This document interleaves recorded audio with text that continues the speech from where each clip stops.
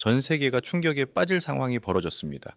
이스라엘의 심장부, 총리의 최측근으로 알려진 경제안보 전문가의 딸이 전쟁 현장을 취재하던 중 폭발 사고를 당해 뇌사 판정을 받았기 때문입니다.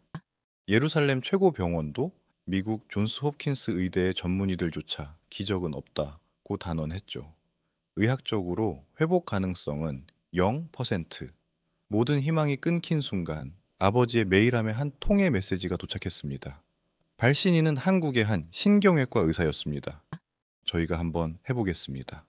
단 한 줄의 문장이 이스라엘 정부를 흔들었고 미국 제약사의 압박과 외무부의 반대 속에서도 그는 결국 한국 서울행 비행기에 몸을 실었습니다. 그리고 서울의 한 병원에서 인간의 한계를 넘어선 16시간의 수술이 시작됐습니다. 그 결과를 들은 이스라엘 총리는 기자들 앞에서 울먹이며 이렇게 말했습니다. 이제 우리가 갚을 차례다.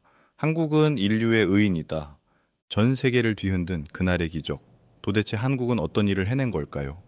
지금부터 그 믿기 힘든 실화를 전해드립니다. 영상 시청 전 여러분의 구독과 좋아요, 알림 설정은 영상 제작에 아주 큰 힘이 됩니다. 저는 다비드 에라즈라고 합니다. 저는 35년 동안 이스라엘 정부에서 일해왔습니다. 제 임무는 우리나라의 경제 안보를 지키는 것이었죠. 매일 아침 6시에 일어나 검은 정장을 입고 예루살렘 정부 청사로 차를 몰고 갔습니다.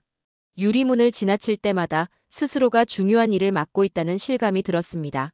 제 사무실은 7층에 있었고 창문 밖으로는 도시 전체가 내려다 보였죠.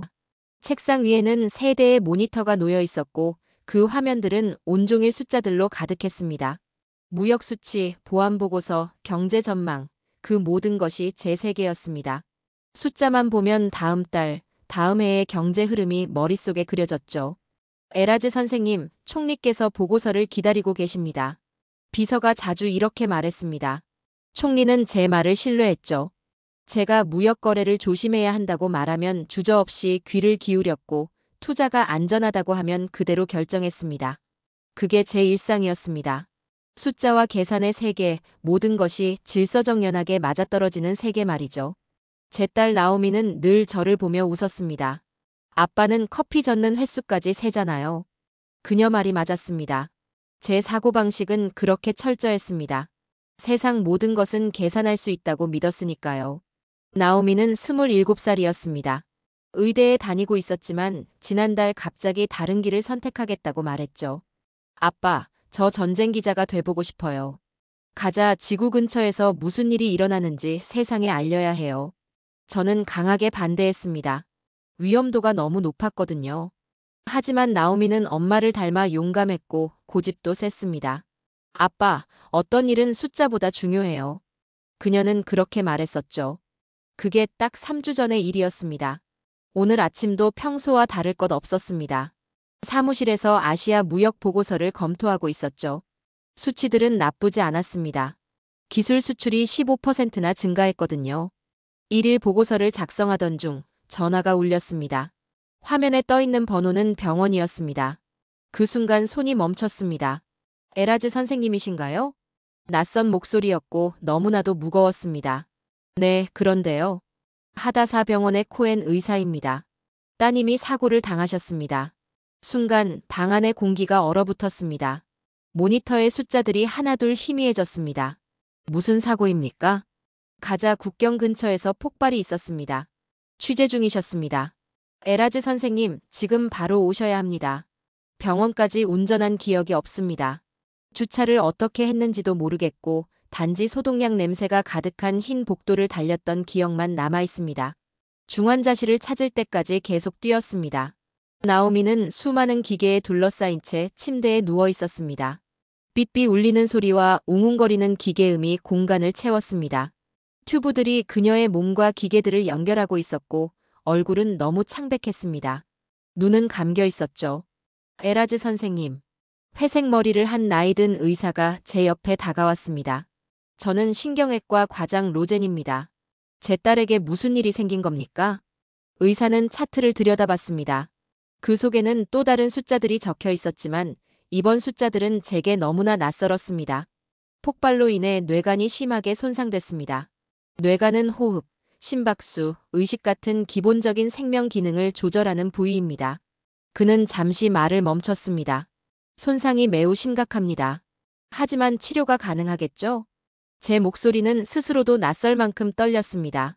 로젠 의사가 제 눈을 바라봤습니다. 에라즈 선생님, 솔직히 말씀드려야겠습니다. 미국 존스 홉킨스 병원의 전문가들과도 논의했습니다. 회복 가능성은? 그가 말을 잇지 못했습니다. 수치로 정확하게 알려주세요. 제가 말했습니다. 0%입니다. 그 한 단어가 제게는 물리적인 충격처럼 다가왔습니다. 35년 동안 숫자를 다뤄왔지만 0이라는 숫자가 이렇게 잔혹한 의미를 가진 적은 없었습니다. 0은 손실이 없다는 뜻이었고 때로는 안정의 상징이기도 했지만 이 0은 희망이 없다는 뜻이었습니다. 미래가 없다는 뜻, 그리고 나오미가 없다는 뜻이었죠.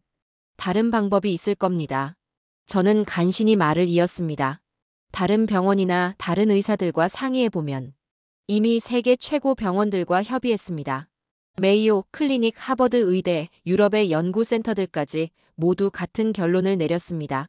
저는 나오미 침대 옆 플라스틱 의자에 앉았습니다.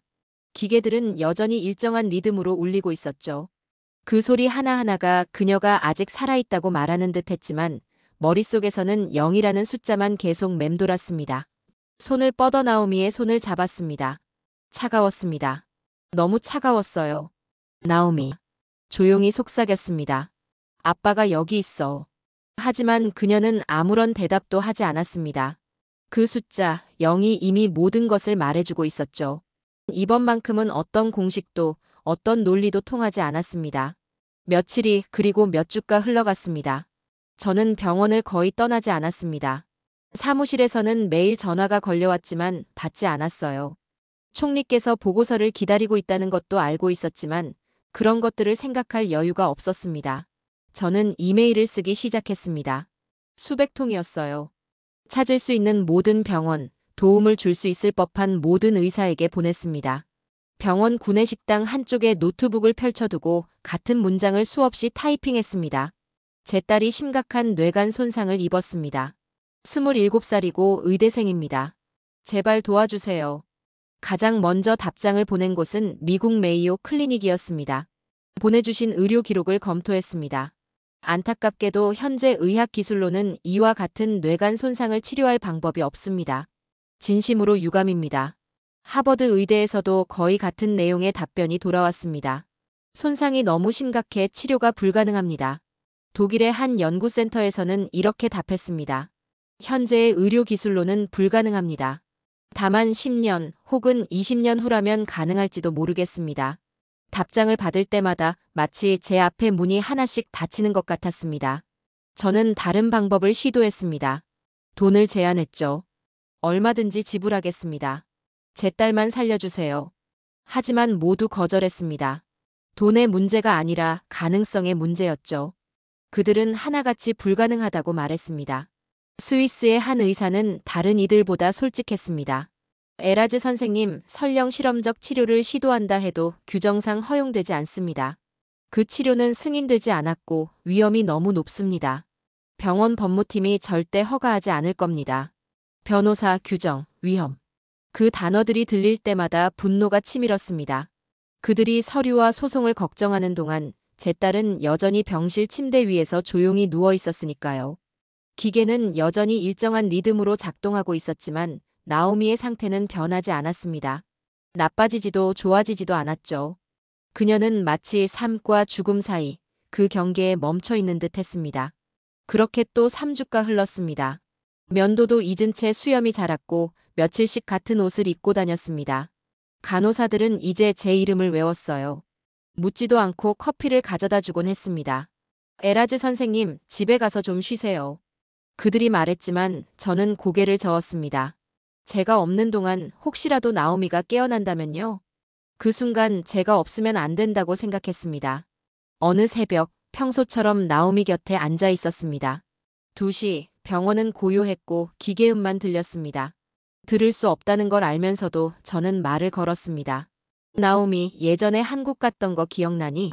정말 즐거워했었잖아. 그때 말했지. 한국 의사들은 다르다고. 환자를 특별하게 대한다고. 그 기억이 문득 하나의 생각을 떠올리게 했습니다. 한국. 아직 한국은 시도하지 않았어요. 노트북을 열고 검색을 시작했습니다. 서울대학교병원, 아산병원, 삼성병원. 찾을 수 있는 모든 병원에 이메일을 보냈습니다. 가능성은 거의 없었지만 이제는 모든 걸 걸어야 했습니다. 그리고 이틀 후 예상치 못한 일이 일어났습니다. 구내식당에서 5번째 커피를 마시고 있을 때 새 이메일이 도착했습니다. 발신자 이름은 낯익은 듯한 한국식 이름, 윤태경. 제목은 짧았습니다. 도움을 드릴 수 있을 것 같습니다.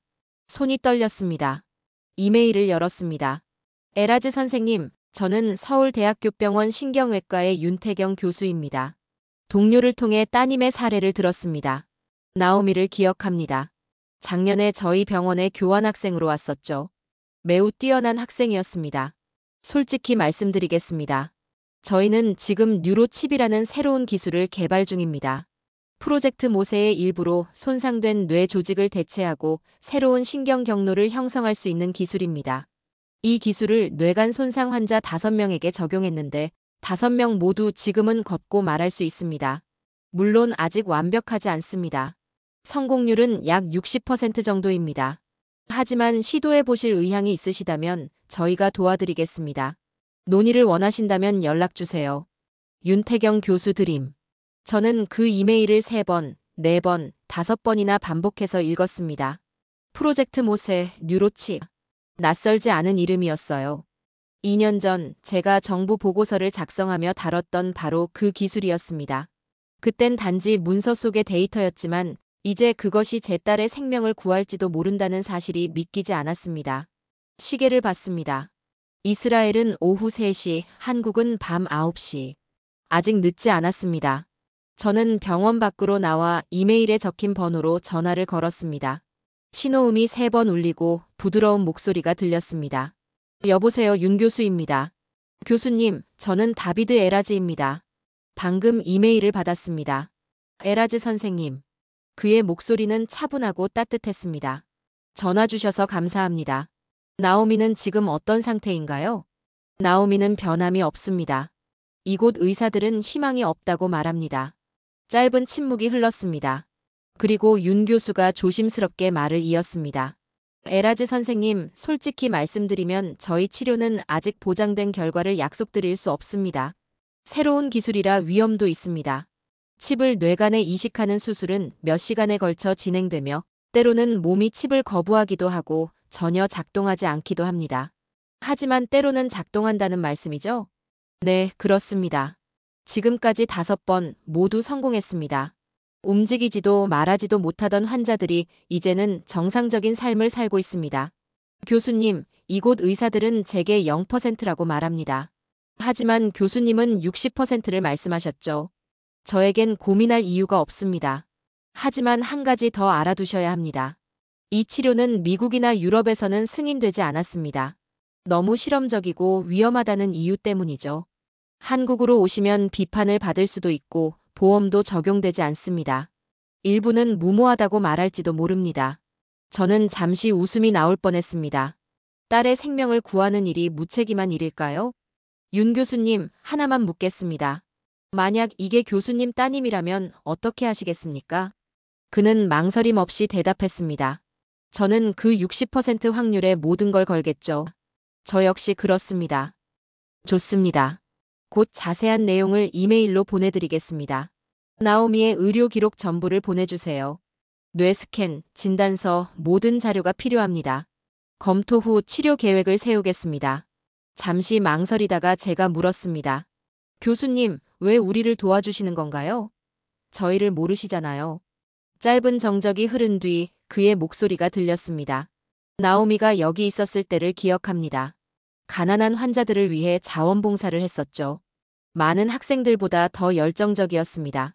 그녀가 했던 말이 아직도 기억납니다. 모든 생명은 같은 가치를 가진다. 이제 저희가 그 믿음을 보여줄 차례입니다. 전화를 끊고 밖으로 나왔습니다. 밤하늘에는 별이 떠 있었죠. 몇 주 만에 처음으로 제 머릿속에 숫자가 0이 아니었습니다. 이제는 60. 완벽하진 않았지만 그것만으로도 희망이었습니다. 나오미의 병실로 돌아갔습니다. 그녀의 얼굴은 여전히 창백했고 몸은 미동도 없었지만 이제는 달라졌습니다. 그녀 곁에 앉아 조용히 속삭였습니다.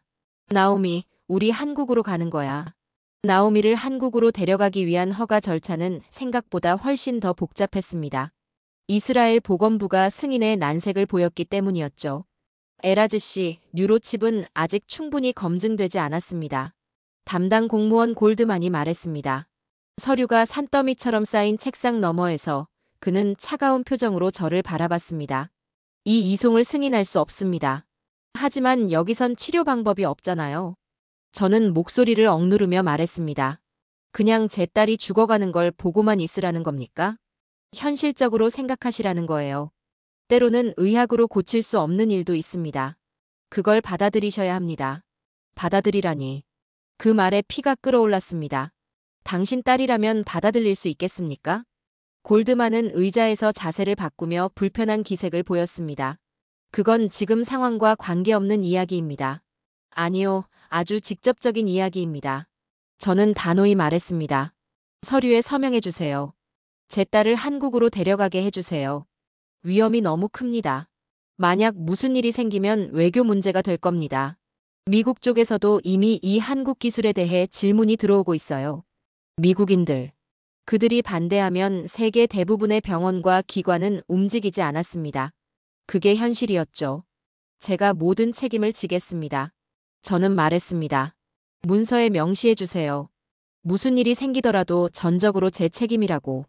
이스라엘 정부도 당신도 아무런 책임이 없다고요. 골드만은 한참 동안 저를 바라보다가 서류 한 장을 꺼냈습니다. 이 서류에 서명하셔야 합니다. 모든 위험을 인지하고 있으며 어떤 결과가 발생하더라도 정부를 비난하지 않겠다는 내용입니다. 펜 주세요. 저는 7장에 달하는 문서에 서명했습니다. 면책 조항, 경고문, 법적 책임 불이행에 대한 문장들로 빼곡했죠. 아마 누군가는 이걸 무모한 결정이라고 말했겠지만 제게는 상관없었습니다. 일주일 후 모든 준비가 마무리되었습니다. 의료 전용기 비용은 상상 이상이었죠. 대부분의 사람이 5년 동안 벌어도 모을 수 없는 금액이었습니다. 하지만 딸이 살아있지 않다면 돈이 무슨 의미가 있겠습니까? 의료진이 나오미를 비행에 맞게 준비시키고 있었습니다. 호흡기, 모니터링 장치, 약물 펌프 등 수많은 장비들이 함께 실렸습니다. 마치 병실 전체를 그대로 옮기는 것 같았죠. 이스라엘에서 한국까지의 비행 시간은 13시간. 저는 내내 나오미 곁에 앉아 있었습니다. 2명의 간호사가 30분마다 활력 징후를 점검했습니다. 심박수 70, 혈압 110대 70, 산소 포화도 95%. 숫자들은 안정적이었습니다. 안정적이지만 여전히 변화는 없었죠. 비행기가 인천공항 활주로에 착륙했을 때는 새벽 5시였습니다. 창밖에는 막 떠오르는 해와 함께 의료 차량들이 대기하고 있었습니다. 구급차 1대, 지원 차량 2대, 그리고 그 앞에는 흰 가운을 입은 사람들이 서 있었죠. 그들 중 맨 앞에 서 있는 사람, 바로 윤태경 교수였습니다. 한 번도 직접 만난 적이 없었지만 단번에 알아볼 수 있었습니다. 차분한 눈빛, 자신감 있는 태도. 그가 나오미가 신뢰했던 바로 그 사람이라는 걸 느낄 수 있었습니다. 에라즈 씨. 그가 제 손을 꼭 잡으며 말했습니다. 한국에 오신 걸 환영합니다. 나오미를 맞을 준비가 되어 있습니다. 그의 팀은 신속하면서도 조심스러웠습니다. 비행기에서 구급차로 나오미를 옮기는데 몇 분도 걸리지 않았습니다. 모든 동작이 정확했습니다. 그들은 자신들이 무엇을 하고 있는지 완벽히 이해하고 있었죠. 구급차 안에서 윤 교수가 제 맞은편에 앉았습니다. 수술은 내일로 예정되어 있습니다. 오늘은 저희가 직접 검사를 진행할 거예요. 한국의 기준이 다르기 때문에 뇌를 세밀하게 매핑해야 합니다. 모든 신경세포와 연결 부위를 정확히 파악해야 하죠. 필요한 건 뭐든 하세요. 제 대답은 단호했습니다. 서울대학교 병원. 그 규모는 압도적이었습니다. 하늘로 솟은 유리 건물과 철제 구조물들이 도시의 중심을 장악하고 있었죠. 우리는 정문 대신 전용 입구로 들어가 특별병동으로 곧장 향했습니다. 나오미의 병실은 이스라엘 병원과는 비교할 수 없을 만큼 크고 첨단 장비로 가득했습니다. 그리고 벽 한쪽에는 영어로 적힌 문구가 붙어 있었습니다. 웰컴, 네이오미. 파이팅! 그 한 문장이 이상하게도 마음을 따뜻하게 만들었습니다. 그날 저녁 윤 교수가 나오미의 뇌스캔 사진을 보여줬습니다. 여기 보세요. 그가 화면을 가리켰습니다. 이 어두운 부분이 손상된 부위입니다. 손상 범위는 넓지만 뉴로칩이 이 끊어진 신경 연결을 대체할 수 있습니다. 마치 무너진 도로 대신 새 길을 놓는 것과 같습니다. 정말로 이런 시술을 성공적으로 해본 적이 있습니까? 그가 고개를 끄덕였습니다.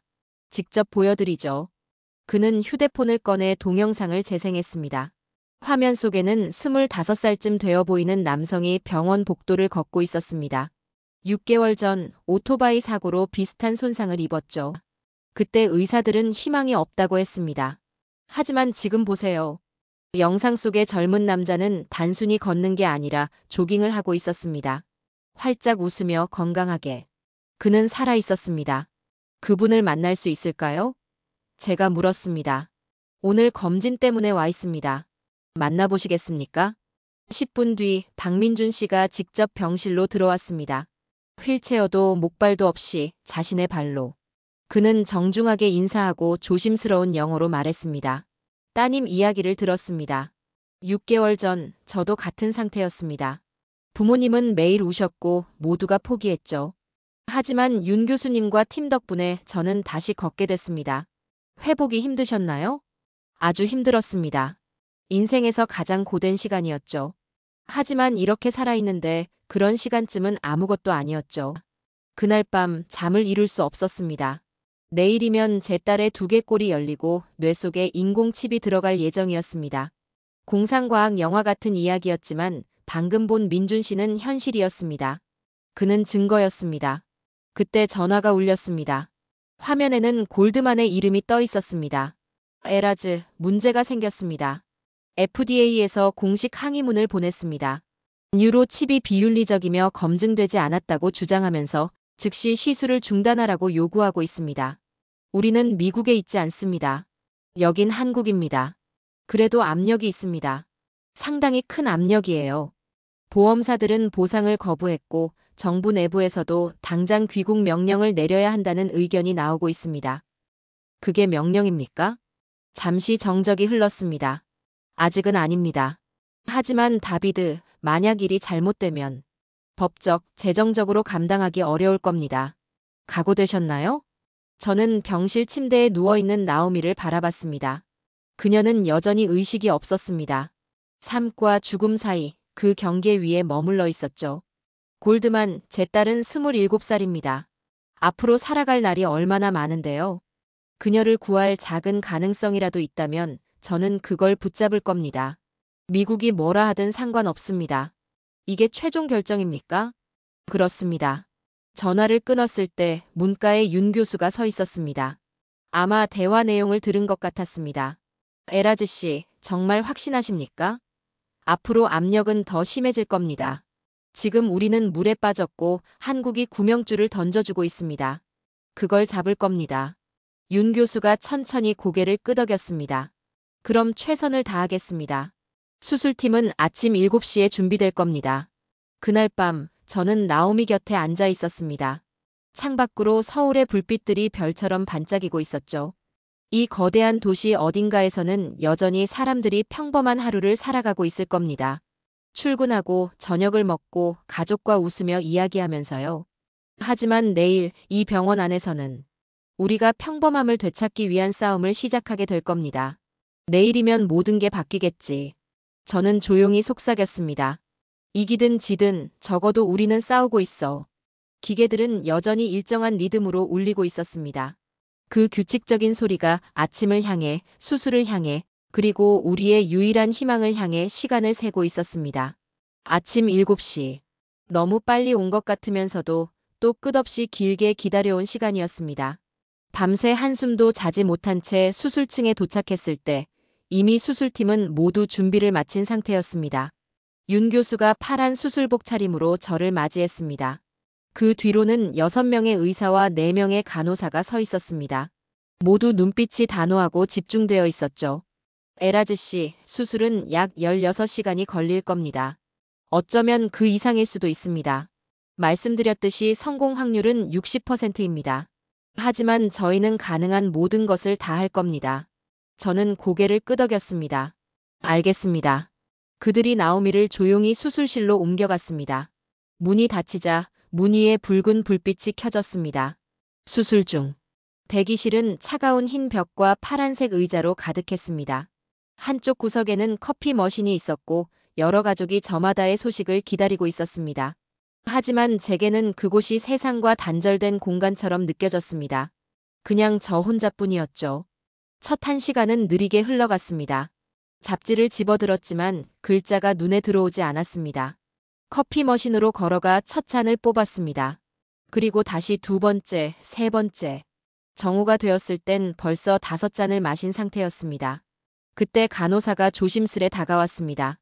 에라즈 씨, 모든 게 정상적으로 진행되고 있습니다. 윤 교수님께서 그렇게 전해달라고 하셨어요. 정상적으로.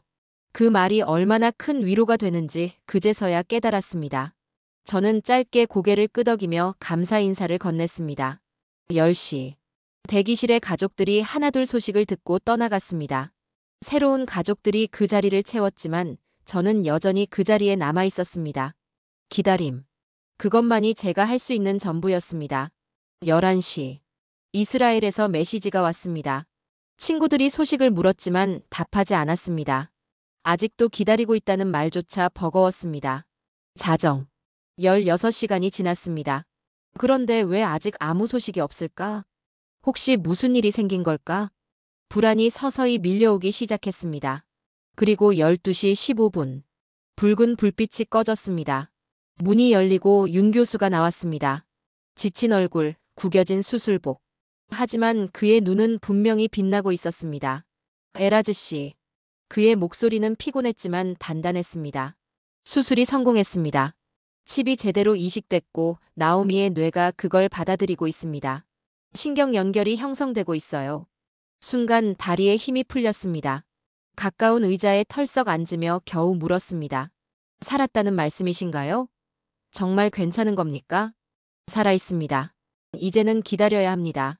깨어나기까지 며칠 혹은 일주일이 걸릴 수도 있습니다. 뇌가 칩에 적응할 시간이 필요합니다. 이틀 동안 저는 병실을 떠나지 않았습니다. 그저 모니터를 바라보며 나오미의 상태를 지켜봤죠. 화면에는 이전과는 다른 뇌파 패턴이 나타나기 시작했습니다. 칩이 작동하고 있었고 손상된 부위 주변에 새로운 신경 경로가 만들어지고 있었습니다. 둘째 날 저녁, 저는 한국 신문을 나오미 곁에서 읽어주고 있었습니다. 그녀가 알아듣지 못한다는 걸 알면서도 뭔가 해야만 했거든요. 그때였습니다. 그녀의 손가락이 움직였습니다. 미세했지만 분명한 움직임이었습니다. 간호사. 저는 소리쳤습니다. 손가락이 움직였어요. 간호사가 급히 달려와 모니터를 확인했습니다. 운동신경이 반응하고 있어요. 아주 좋은 신호입니다. 다음 날 아침 나오미의 눈꺼풀이 떨렸습니다. 저는 급히 몸을 숙였습니다. 나오미. 아빠 말 들려? 그녀의 눈이 천천히 열렸습니다. 처음엔 초점이 없었지만 곧 제 얼굴을 찾아냈습니다. 아빠. 거칠고 약한 목소리였지만 분명히 그녀의 목소리였습니다. 저는 그녀의 손을 꼭 잡았습니다. 그래, 나오미. 아빠 여기 있어. 너 지금 한국에 있어. 안전해. 그녀가 눈을 깜빡이며 중얼거렸습니다. 한국 교환 프로그램? 아니야, 폭발 사고가 있었어. 하지만 이제 괜찮아지고 있어. 윤 교수가 잠시 후 들어왔습니다. 그녀의 반응을 확인하며 눈에 빛을 비추고 반사신경을 점검했습니다. 나오미, 저는 윤 교수예요. 교환 프로그램 때 절 기억할지도 모르겠네요. 제 손을 한번 꽉 쥐어볼래요? 그녀가 손을 쥐었습니다. 좋아요. 이번엔 발가락을 움직여볼까요? 이불 아래에서 작은 움직임이 느껴졌습니다. 아주 좋아요. 칩이 완벽하게 작동하고 있습니다. 뇌가 새로운 연결을 만들어내고 있어요. 그 후 며칠 동안 나오미는 점점 강해졌습니다. 팔을 들 수 있었고 머리를 돌릴 수 있었으며 완전한 문장으로 말할 수 있게 됐습니다. 하지만 걷는 일, 그게 진짜 시험이었죠. 그녀의 재활은 젊은 물리치료사 정수연 씨가 담당하게 됐습니다. 늘 밝게 웃으며 격려해주는 사람이었습니다. 오늘은 작은 것부터 시작해요. 수연 씨가 말했습니다. 먼저 혼자 앉아있는 연습부터 할 거예요. 나오미가 스스로 앉는 데는 20분이 걸렸습니다. 땀을 흘리고 몸이 떨렸지만 결국 해냈습니다. 아기가 다시 모든 걸 배우는 기분이에요. 그녀가 숨을 몰아쉬며 말했습니다. 맞아요. 다시 배우는 거예요. 수연 씨가 웃으며 대답했습니다. 하지만 아기보다 훨씬 빨라요. 당신의 뇌는 이미 그 방법을 기억하고 있으니까요. 칩은 단지 새로운 길을 만들어줄 뿐이에요. 매일이 작은 승리의 연속이었습니다. 침대 난간을 잡고 서기, 워커로 한 걸음 걷기, 두 걸음, 세 걸음. 2주 후, 나오미는 워커를 잡고 병실 끝까지 걸었습니다. 3주 후, 드디어 워커 없이 첫 걸음을 뗐습니다. 그 순간을 저는 잊지 못합니다. 수연 씨가 한쪽에서 그녀를 지켜보고 있었고, 저는 맞은편에서 숨을 죽이고 바라봤습니다. 나오미가 워커를 놓았습니다. 잠시 서서 균형을 잡더니 오른발을 내딛고 왼발을 내딛었습니다. 걷고 있어요. 그녀가 울먹이며 말했습니다. 아빠, 제가 걷고 있어요. 복도 전체가 박수로 가득 찼습니다. 간호사, 의사, 환자들 모두가 그 순간을 함께하고 있었습니다. 모두가 한 사람의 기적을 지켜보고 있었죠. 수연 씨도 눈물을 훔치며 웃었습니다. 해냈어요. 정말 해냈어요. 그날 저녁 나오미가 윤 교수에게 물었습니다. 제 머릿속에는 지금 정확히 뭐가 들어있는 거예요? 뉴로칩이에요. 쌀알 크기 정도죠. 수천 개의 인공신경세포가 실제 신경세포와 연결되어 있습니다. 뇌가 손상된 부분에 신호를 보내면 칩이 그 신호를 받아 우회로를 형성합니다. 막힌 도로에 새 길을 내는 것과 같습니다. 그럼 평생 제 안에 있는 건가요? 네. 이제 당신의 일부가 된 겁니다.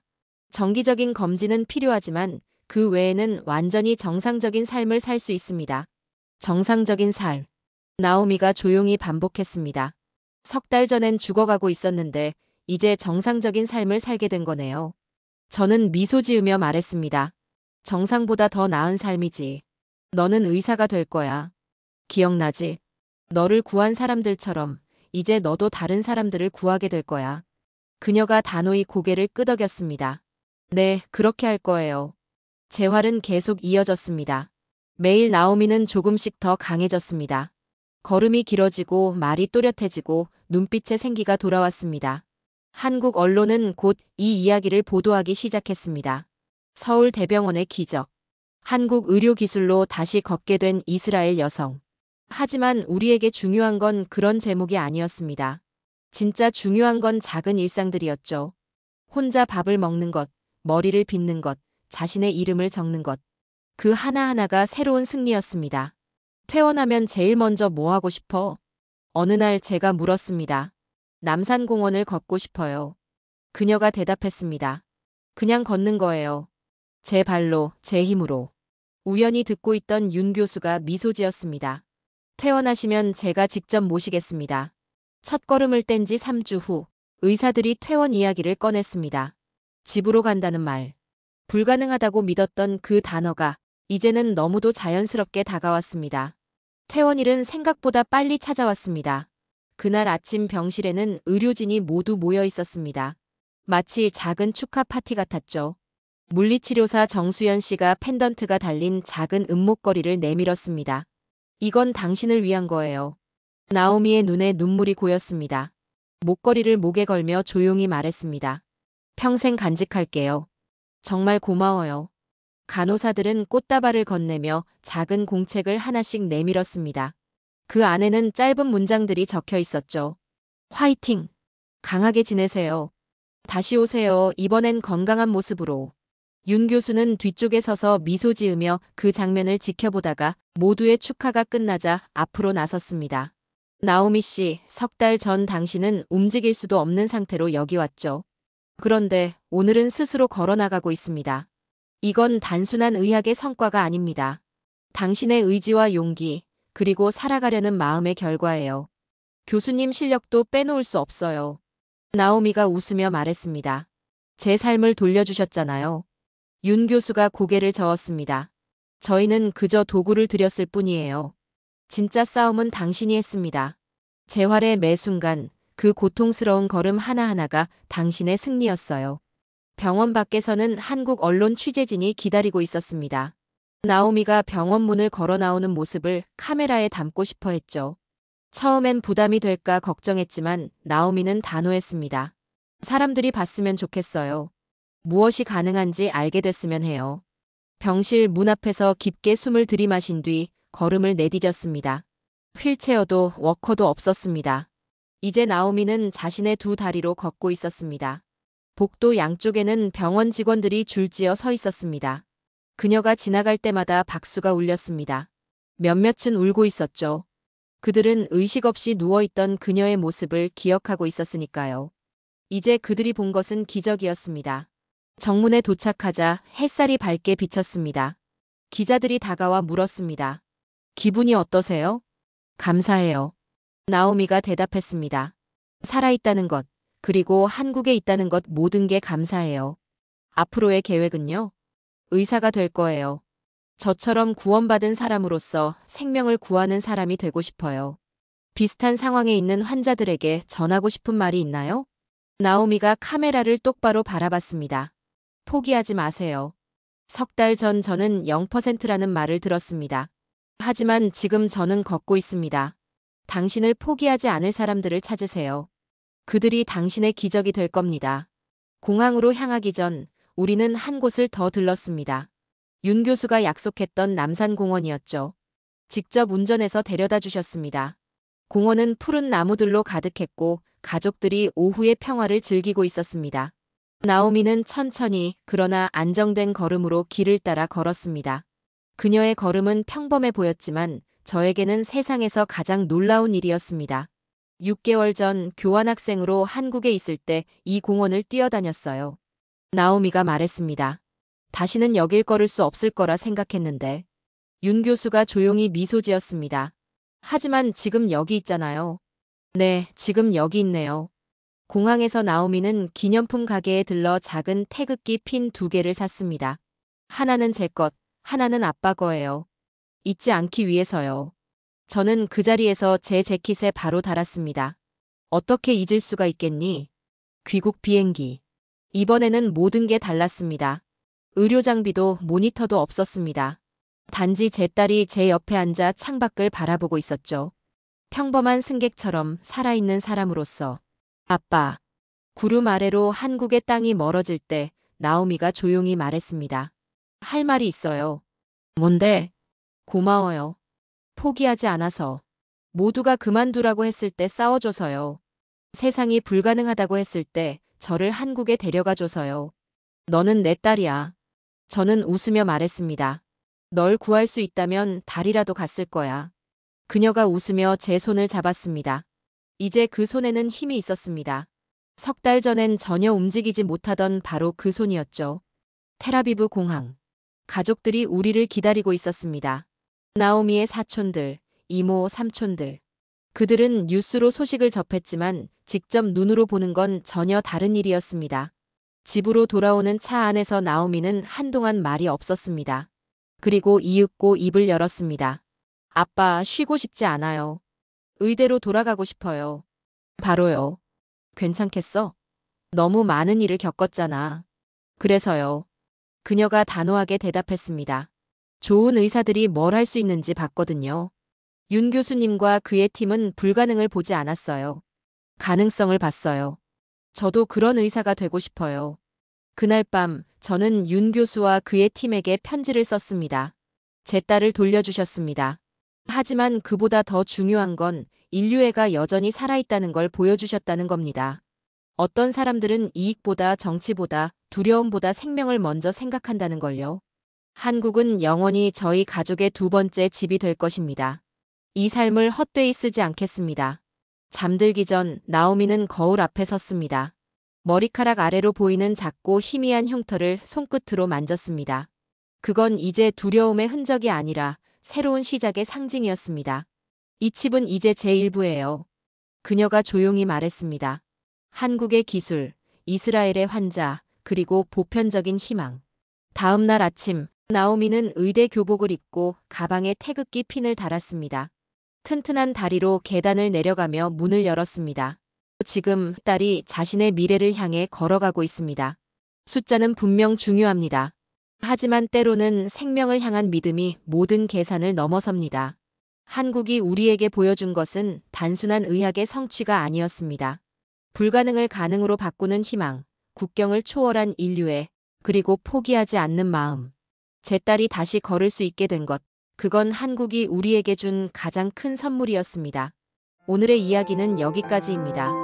긴 영상 끝까지 시청해주셔서 감사합니다. 저희는 다음에 더 따뜻하고 감동적인 사연으로 찾아뵐게요. 항상 행복하세요. 사랑합니다, 여러분.